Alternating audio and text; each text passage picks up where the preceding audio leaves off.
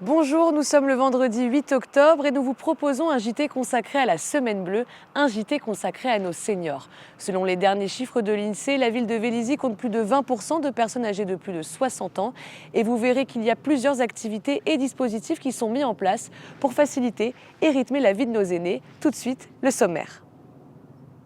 Nous commençons à l'ancienne église du village avec le club de bridge, un club majoritairement fréquenté par des seniors.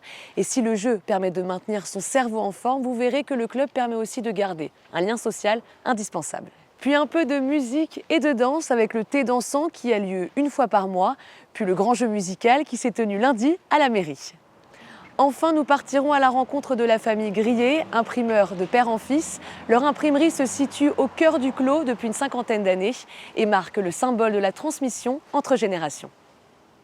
Mais tout de suite, partons à la rencontre de Michel Ménez, troisième adjointe au maire et chargée des seniors, qui nous explique son rôle et nous parle des dispositifs qui sont mis en place par la commune pour nos aînés. Je m'appelle Michel Ménez, je suis troisième adjointe aux seniors. Je m'occupe des seniors sur la ville. Il y a beaucoup d'activités, de loisirs surtout, pour sortir les seniors de leur isolement. Il y a beaucoup d'activités aussi. On a un transport solidaire qui permet aux personnes qui ont du mal à sortir de chez elles d'aller soit dans un espace, soit dans des activités, dans des ateliers. Là, actuellement, il y a la Semaine Bleue. Le fameux espace senior qui va ouvrir la semaine prochaine. Mais en attendant, il sera à l'espace Taron. Et après, ça sera dans la salle Icare qui est place Dautier. Il y a un programme d'animation 3 fois par semaine. Et il y a deux après-midi par semaine, sinon, qui sont dédiés pour les personnes qui veulent jouer aux cartes. Pour les seniors, on recherche avec le service de nouvelles activités. Ça, effectivement, ça n'existait pas. Vous voyez, il y a plein de choses qui n'existaient pas et qu'on met en place. Voilà, on est force de proposition, en fin de compte, c'est ça, et on suit la politique du maire. Voilà. Ma porte est ouverte. À chaque fois qu'on me téléphone, je rappelle les personnes, je leur dis, je les invite à venir aux associations, aux ateliers, à participer. Voilà, maintenant qu'on a ce nouvel espace senior, il faut s'inscrire, qu'elles viennent participer. Et puis, voilà, que c'est mon rôle de les inciter à venir vers nous. Et puis, pas les laisser chez eux pour justement ne pas qu'ils soient cloîtrés, qu'ils n'osent pas sortir. Plusieurs fois par semaine, les adhérents du club de bridge se retrouvent à l'ancienne église du village ou l'église Saint-Denis pour participer à des tournois. L'occasion pour eux de jouer et de faire travailler les méninges, mais aussi et surtout de retrouver les copains. Je vais vous demander, s'il vous plaît, de bien vouloir transférer, échanger. Et je vous souhaite un bon tournoi. Le calme s'installe dans l'ancienne église du village et les enchères commencent. Qui fera les meilleurs ?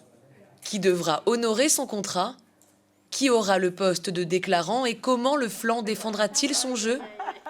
Autant de jargon que de conventions à connaître. Bienvenue dans l'univers du bridge. 4 fois par semaine, le club organise des après-midi tournois où les pairs s'affrontent, parfois même au sein du couple. Je regarde deux cœurs. J'ai un jeu de bœuf. Tu me mets 3 cœurs. Tu me mets 3 cœurs. À ce moment-là, tu m'en mets 4 tout de suite.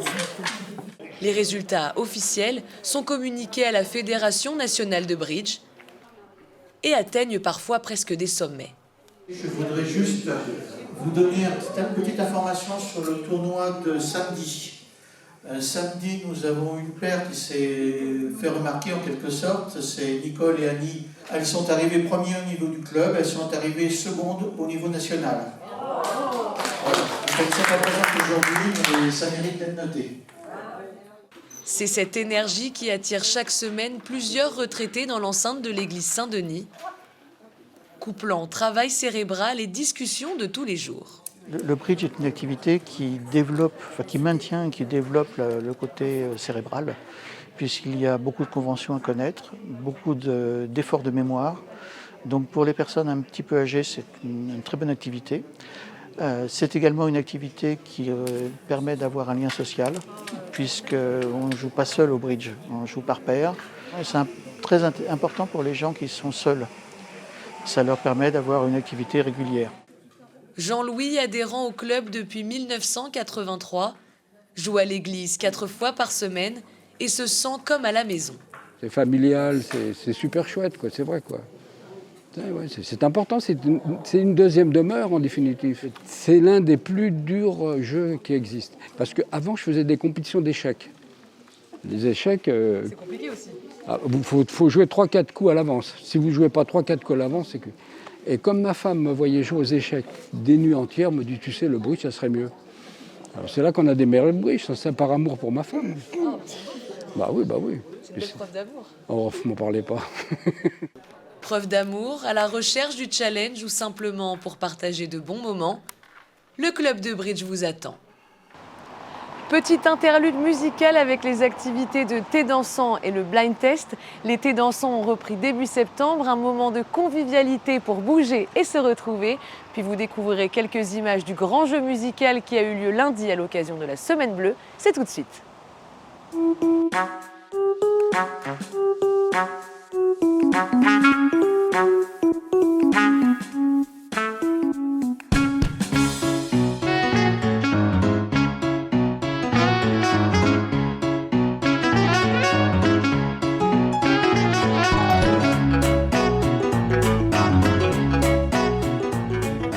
Bon madame, je vous vois danser là, ça vous fait du bien de retrouver la piste de danse? Oh oui, très bien, très bien. Ça nous manquait, ça c'est sûr. Ça vous retrouver les copains aussi? Content de toutes se retrouver surtout. Monsieur, je m'adresse à vous, vous êtes entouré de plein de belles femmes là. Vous êtes heureux d'être ici? Bah oui, on est heureux vu que c'est le premier thé dansant de l'année là. Après le Covid, c'est très intéressant de pouvoir revenir, oui. Et puis effectivement, danser un petit peu quand même, pouvoir rigoler entre copains avec des gens qu'on voit pas tout le temps et tout, c'est ça qui est amusant.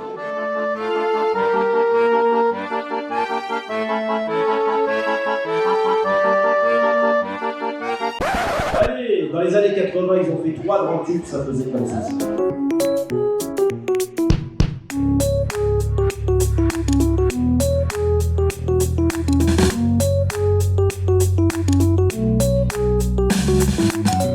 Alors messieurs, dames, vous êtes heureux d'être ici? Ah bah oui, On s'est rencontrés ici. on est content d'être ici. Ah, on est content d'être Qu'est-ce que ça vous fait de redanser là? Ah bah, on a un peu de mal, mais ça va aller. Hein. Faut prendre le pas en fait, c'est ça? C'est ça, exactement, oui.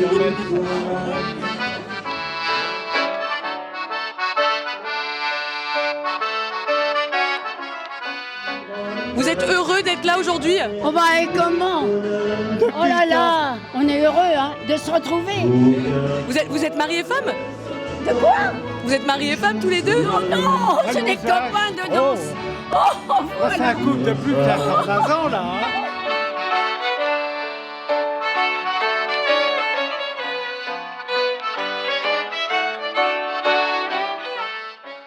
Donc le grand jeu musical, ça va être réparti en plusieurs petits morceaux, on va dire. Par exemple, est-ce que vous avez déjà entendu parler du blind test? Je vous rassure, j'ai mis des chansons que vous avez, je pense, déjà entendues dans votre enfance ou par vos parents. Voilà. c'est du chef de pêche. Alors voilà. Bon bah ça c'était rapide. Pour un fleur. Oui, pour un fleur. Fameuse chanson. Enchantée, hein. Pour un fleur. Avec toi, je ferai n'importe quoi. Pour un fleur. Avec toi, je serai prête à tout. Pour un simple rendez-vous. C'est l'histoire d'une famille, celle de la famille Grillet. À la tête de l'imprimerie située au Clos depuis près de 60 ans, ils impriment tous les mois le magazine des Échos et perpétuent un savoir-faire de génération en génération. Un reportage signé Aurore Gorlier et Lucas Hoffman. En ligne droite ou parfois déliée, la route de l'impression typographique est pleine de rebondissements. Et à l'échelle de Vélizy, c'est dans le quartier du Clos que l'héritage de Gutenberg se transmet de père en fils depuis près de 60 ans. Tout a commencé en 1964, lorsque le typographe André Grillet décide d'installer dans sa cave, rue Jules Ferry, sa petite presse Magan. Muni de ses caractères en plomb, il se lance d'abord dans la composition de cartes de visite. un marché lucratif à l'époque. C'était principalement la carte de visite, quoi, qui a été le départ de l'imprimerie. Bon, alors après, on a arrêté cette machine, et c'est là qu'on a pris cette machine-là. Parce que cette machine, l'avantage qu'elle avait, c'est qu'elle était automatique, et on pouvait tirer 2 séries de cartes de visite en même temps. On avait un système qui permettait les pinces appeler les 2 cartes et les imprimer en même temps. Ce qui fait qu'on gagnait un temps énorme, quoi. Quand on tirait les cartes de visite sur une Magan, pour vous expliquer, quand on en faisait 200 dans un week-end, avec cette machine-là, on aurait pu en faire 400. On montait des affiches, on montait déjà des revues. Une des premiers travaux qu'on a fait, c'était pour les sapeurs-pompiers. On leur a fait leur calendrier, et à l'intérieur, il y avait une vingtaine de pages avec tous les gens qui étaient à Vélizy, les commerçants, qui faisaient une petite publicité, quoi. Tout était fait manuellement, aussi bien composer, travailler sur les machines, couper au masticot, quoi. À 100% pratiquement, c'était du travail manuel. En 1972, cette société traditionnelle 100% manuelle comptait 16 employés. Elle s'est toutefois adaptée à l'automatisation des process qui a réduit cet effectif de moitié. Et c'est en 1986 que François, le fils, a pris le virage du numérique. Toutes les nouvelles méthodes, toute la nouvelle technique qui arrivait effectivement sur le métier m'ont passionné. Et je pense que c'est vraiment le mot passion qui pour moi en fait donc est important. Et ça m'a permis effectivement d'insuffler en fait donc une nouvelle énergie en fait dans l'imprimerie avec l'arrivée donc de l'informatique et de tous les outils numériques qui étaient disponibles. Mon père m'a fait confiance. Au départ, il était un petit peu réticent parce qu'il ne voyait pas du tout en fait, donc, cette révolution numérique qu'elle apportait à l'imprimerie. Et on a investi en fait, de manière régulière en fait, donc, du coup, dans des nouveaux outils pour pouvoir en fait, continuer et être encore présent aujourd'hui. De la carterie à la signalétique grand format, en passant par les magazines, le packaging et les menus de restaurant, François vous guide de la conception à la finition.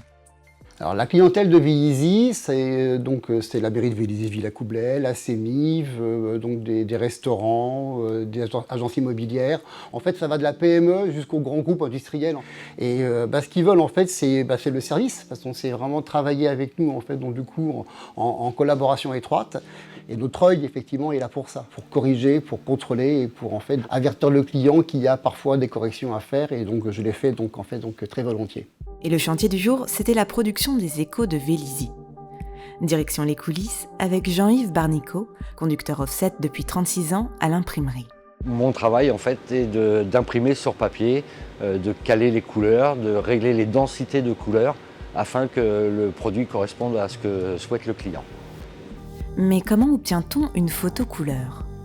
Jean-Yves assemble les 4 couleurs primaires, le noir, le cyan, le magenta et le yellow. Et si on les passe à la loupe, elles sont composées de trames, des minuscules points d'impression qui varient suivant les zones pour chacune de ces couleurs. Et c'est la superposition des points de trame qui donne la photo couleur. On commence par l'étape des plaques, ce qu'on appelle les plaques, qui sont des plaques métalliques, comme celle-ci. Donc je prends ces plaques-là que je mets dans la machine, l'opération 4 fois. Donc le procédé est simple, hein. Je libère la plaque.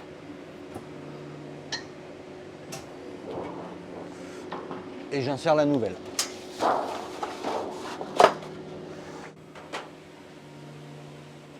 C'est gravé et chaque plaque est différente. Ça correspond à des points qu'on appelle des trames. Et avec la densité des trames superposées, on va obtenir toutes les nuances de couleurs existantes. Il existe des machines beaucoup plus longues que ça, qui font presque 2 fois cette taille-là et qui font le recto et le verso. Une fois que les plaques sont installées, j'ai chargé mon papier. C'est du papier blanc ou du papier déjà imprimé au verso. Et c'est à partir de là que la feuille elle va rentrer dans la machine, va prendre l'encre et va être imprimée jusqu'au bout là-bas. Voilà, donc on se retrouve devant le poste de commande où je vais pouvoir appeler le travail. J'appelle le programme. L'ordinateur est en train d'ouvrir les zones d'ancrage. La première feuille. Donc maintenant, je vais faire une petite correction pour avoir les bonnes couleurs par rapport à ce que souhaite le client. Donc à ce moment-là, l'ordinateur, lui, a détecté par rapport à la densité les zones dans lesquelles j'avais trop d'encre ou pas assez d'encre.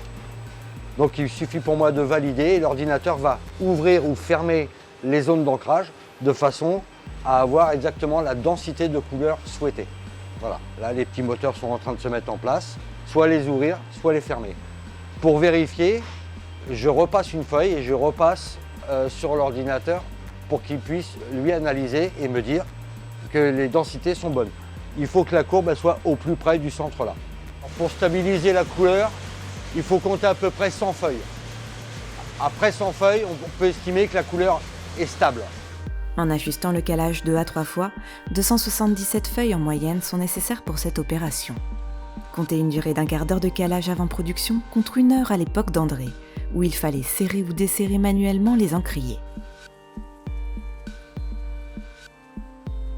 Pliés, assemblés, coupés puis agrafés, les 12 500 exemplaires des Échos de Vélizy sont fin prêts pour atterrir dans votre boîte aux lettres.